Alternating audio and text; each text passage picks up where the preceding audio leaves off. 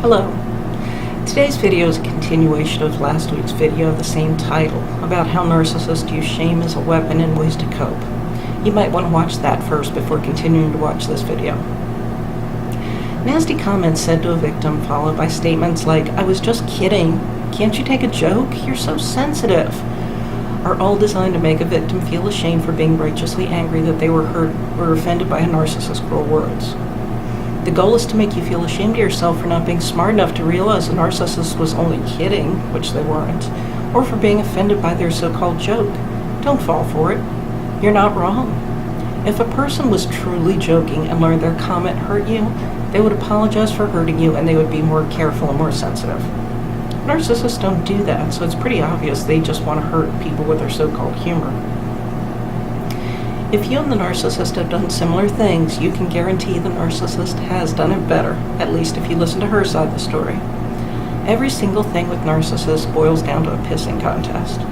I'm really sorry to be that crude, but that's the best term I know of to describe the situation. If you found a cure for cancer, they would say that they found it first, but they didn't want to brag about it like you're doing. If they can make you feel badly for not being as good or as talented as they are, that sows a seed of shame in you. Don't listen to the lies. Or if the narcissist actually has done something better than you, so what? That doesn't mean you're not talented, it simply means they did one thing better than you. Big deal. Even a narcissist that isn't overly intelligent can make an intelligent victim feel stupid and even ashamed for being so stupid by talking down to them. Narcissists love to talk in circles and use big words. Often that they don't even know the proper definition of these big words, and they don't use them properly in context, but that doesn't stop them from using these words if they think it'll make you feel dumb. If you leave a conversation with a narcissist and your head is swimming, it's not because you're stupid. It's because narcissists are masters of talking in circles in an attempt to make victims feel ashamed of being so stupid. Remind yourself you are not stupid. You are dealing with a person who wants to make you feel that way, though. Acting as if the narcissist is the adult and the victim is the child is very common among narcissistic parents in particular. They're all about keeping their children, no matter that child's age.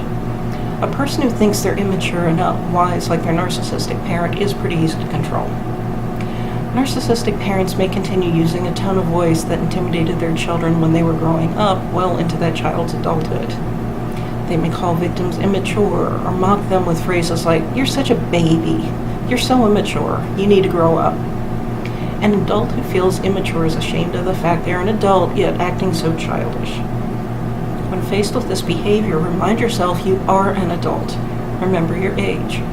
Remember the fact that you have your own successes. You're a responsible, talented, intelligent, mature adult. Also remember this video if you're faced with these behaviors. You do not need to feel shame. No one should put that on you, but that doesn't stop narcissists from trying to. If they do, don't accept it. Ask God to tell you the truth. Look at your situation objectively, and also you'll realize the truth. Write about everything in a journal. Writing often gives a great deal of clarity that speaking just can't. If you realize you do feel shame after years of abuse, it's okay. You can heal from that. As you focus on your healing, the shame will dissipate naturally. Also, I found a helpful tool with dealing with shame. Imagine yourself standing face to face with your narcissistic parent. You're holding a box. In that box is the shame that you've been feeling for so long. Imagine yourself handing it to your parent or maybe laying it at your parent's feet. Tell your parent, "I'm done carrying this for you. This is your shame. You deal with it." And walk away. I know this sounds silly, but this little visualization really can be helpful in getting rid of toxic shame. Thank you for watching my video.